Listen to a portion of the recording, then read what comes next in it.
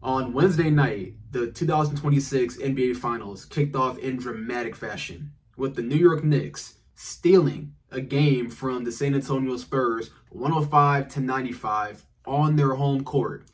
This is now their 12th straight playoff win, which is now tied with the 1999 San Antonio Spurs for the second most in NBA history.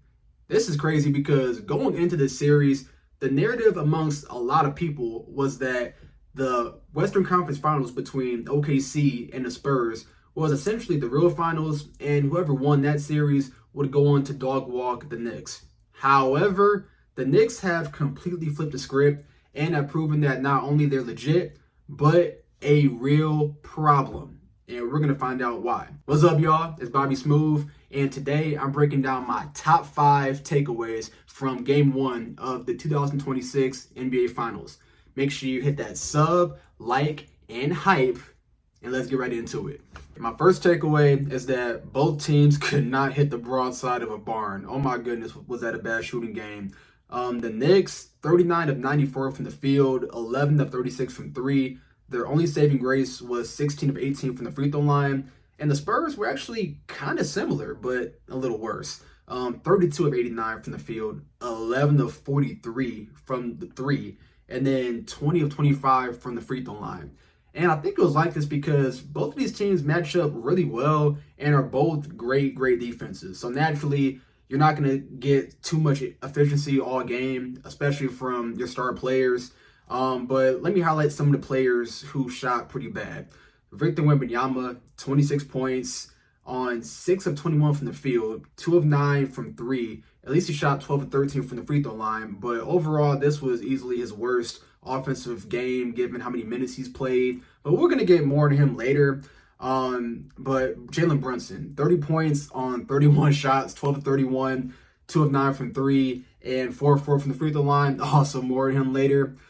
But the role players, Devin Vassell, he did not have a good game. 9 points on 4 of 11 from the field and 1 of 6 from 3. He was missing shots throughout this game that he typically makes. So I'm not really concerned about him, like having a bad series, And then you got De'Aaron Fox, who was kind of the same, but way worse. 7 points, 3 of 13 from the field, 0 of 4 from 3, but we're also going to get more on him later.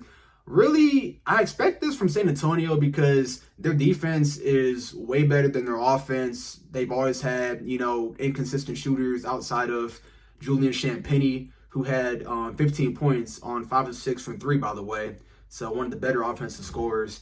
But the New York Knicks, this is a rare W in which, well, not rare, but impressive in which they shoot bad because normally their offense is what really, sets them over the top. But for them to get a W with bad offense, well, shooting this bad, it makes me wonder, can they do it again? My second takeaway is Jalen, does this shit, Brunson does it again. We need to stop. I need to stop doubting Jalen Brunson because he's low-key been the best player in these playoffs these last few years.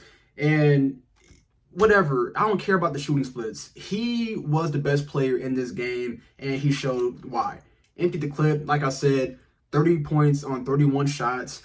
But he was playing hurt. We all know that he started off bad. He actually started off 1 of 7 from the field in the first quarter. And he hurt his knee when on a shot when it was 2 minutes left in the first quarter.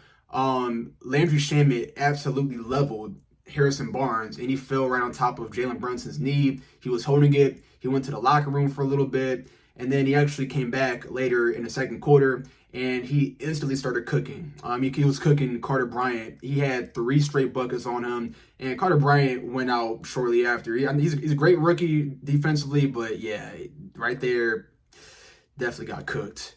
But then fast forward to the fourth quarter in which he turned into Kobe Bryant / Michael Jordan, in which he had 13 points on 5 of 9 from the field.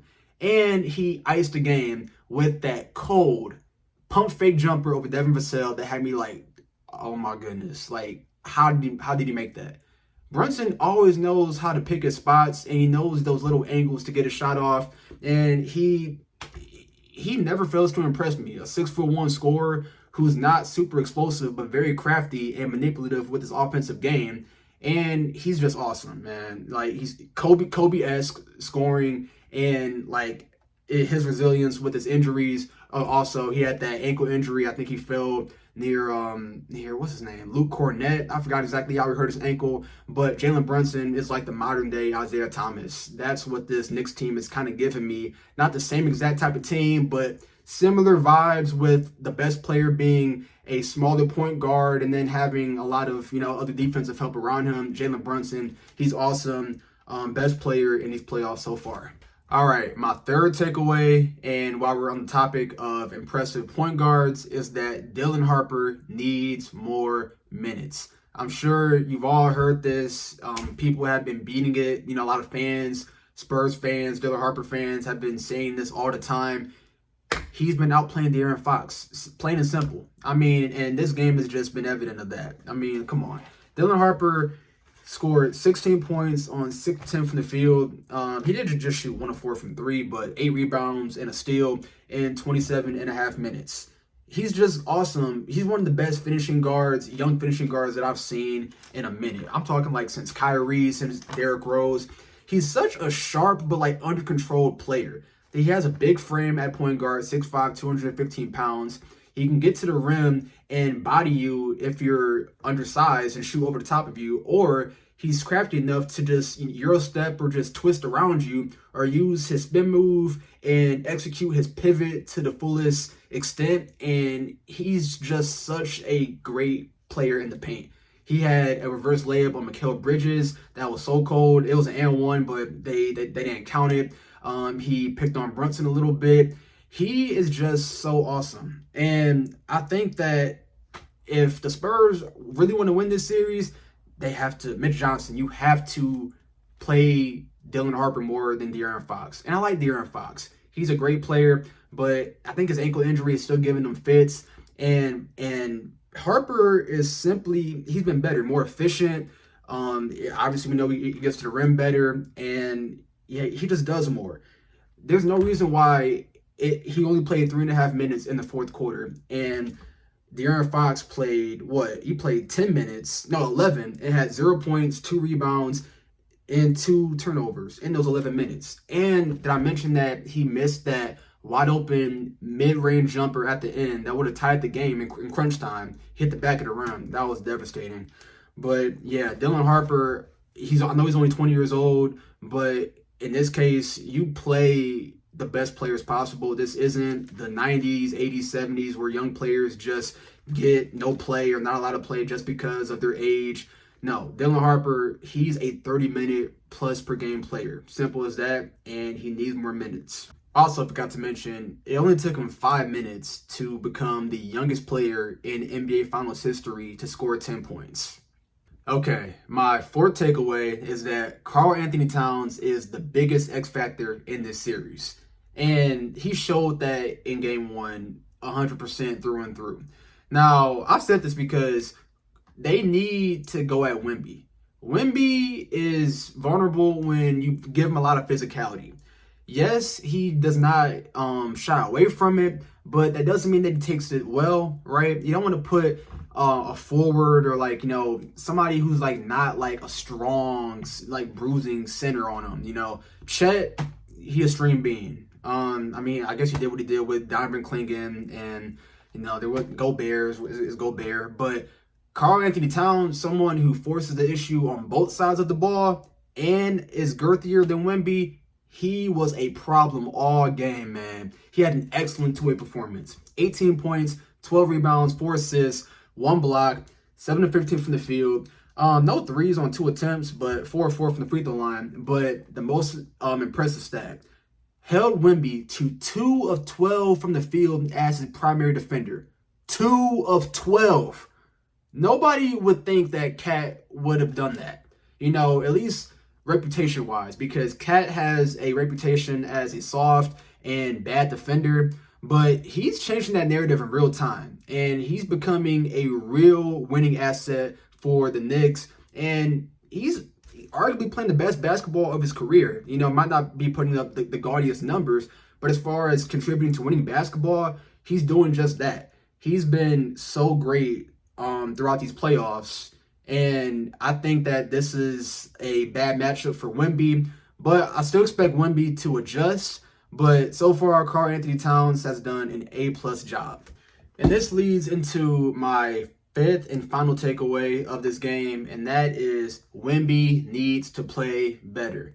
Like I said earlier, this was arguably the worst offensive game of this playoffs for him. Yes, 26 points, 12 rebounds, 2 assists, 4 stocks, 6 turnovers. But, dude, 6 of 21 from the field is crazy. That's sub 30%.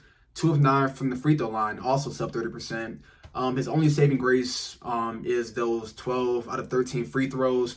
And that's because he would get fouled on lob passes. You see, Wemby has so much gravity and he puts a lot of fear in defenses based off of his presence, because once he's within that floater at the paint range of 10 feet, it's an easy bucket for him. So Spurs throwing up lobs to him. He was getting grabbed, held, and everything, and that's what led to him shooting those 13 free throws.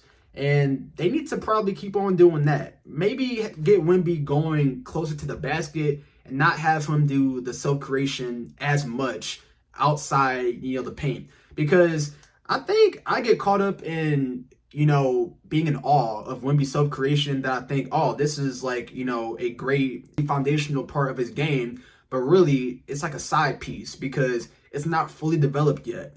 He has a lot of good highs, but when those shots aren't falling, you see moments like in the fourth quarter when he hits the side of the backboard on a three-pointer and just throws up horrible shots that he didn't intend to take because the defense is deterring him away from the rim. And so he needs to play better. He needs to, get more paint attempts. But yeah, I need more possessions like when he had that blow-by on Mitchell Robinson for that left-handed dunk off 2 feet. And then also when he took it to Cat, put it right in his chest and got the N1 layup. I need more of that from Wemby because that's where Wemby is exponentially dangerous, more dangerous. And like I said, if he's shooting more jumpers than shots in the paint, then you have a great chance of winning the game. But Wemby, you need to switch up your mentality. And also, the teammates need to get him those easier shots. Simple as that. And then also, he's playing more minutes now. He's not used to playing those 35+ minute games. You could tell in the fourth quarter he got kind of tired. Maybe that was the reason why he dribbled the ball off his foot late in the clutch. I don't know, but that was a really bad turnover. Really, really bad. But I expect better from Wemby. Obviously, from the post-game conference, he's not that worried. He knows what he has to do. And I believe in him. I still think it's going to be tough because, again, I think Cat is a bad matchup for him. But Wemby, he's determined, and I think we're going to see a different Wemby for Game 2. And there you have it. Those are my top 5 takeaways from Game 1 of the 2026 NBA Finals. I felt like it was a great start. It felt like it was really anybody's game throughout 75-80% of the way until the Knicks ran away with it in the fourth quarter. And again, Jalen Brunson turned into prime Kobe. But I feel like this series is far from over. The Spurs are going to make their proper adjustments. And I hope that this will be a 7-game series. And we're just going to have to wait and see, man. We're going to see. This is one of the biggest and I think best finals, since the 2016 finals, arguably.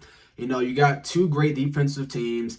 2 great teams that haven't won a championship in a long time. For the Spurs, 14 years, 12 years. But the Knicks, 53. You already know if the Knicks win this series, the entire city of New York is going to get shut down. But yeah, man, we're in for a treat. Game 2 is tonight as I'm recording this game. I promise I would get my Game 2 takeaway video out sooner. But real quick, I'm going to go over a few honorable mentions from Game 1. Josh Hart, the ultimate Josh Hart game. 3 points on 1 of 5 from the field, 0 of 3 from 3, but 15 rebounds, 6 assists, 5 stocks, and 4 fouls. All those stats, more than points. But yeah, Josh Hart comes out becoming a huge positive for this Knicks team. He's still one of the best role players in the NBA. Yeah, he's crazy, man. Shout out to Landry Shaman off the bench. 13 points on 9 shots and 3 of 6 from 3. And Jose Alvarado, he filled in briefly for Jalen Brunson. He was nursing that hurt knee earlier in the first half. He had 7 points on 3 of 6 from the field in 11 minutes.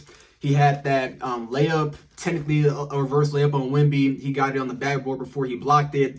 Then he had, I think he had a 3, and then he had a blow-by layup off a screen. Love Jose Alvarado. I think he fits that Knicks team to a T. But yeah, man, that's all for game 1. Catch me for game 2. Go ahead again and hit that sub, that like, comment on the video too if you watched it. And thanks for tuning in. And thank you guys for tuning in, and I'm gonna see y'all next time.